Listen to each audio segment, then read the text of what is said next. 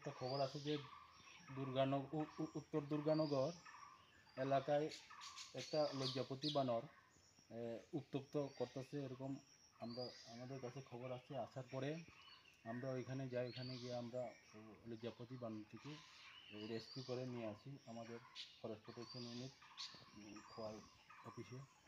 এবং এটাকে আমরা এখন প্রথমে আমরা ফার্স্ট ট্রিটমেন্ট করব। চিকিৎসা করার পরে আমরা এটাকে খাবার টাবার দেবো, কলা টলা বা জল টল এগুলো দিয়ে আমরা এগুলোকে তারপরে আমরা আমাদের এই যে সাব ডিভিশনাল ফরেস্ট অফিসারের অনুমতি নিয়ে এটাকে আমাদের রিজার্ভ ফরেস্টের যে কোনো গভীর জঙ্গলে এটাকে ছেড়ে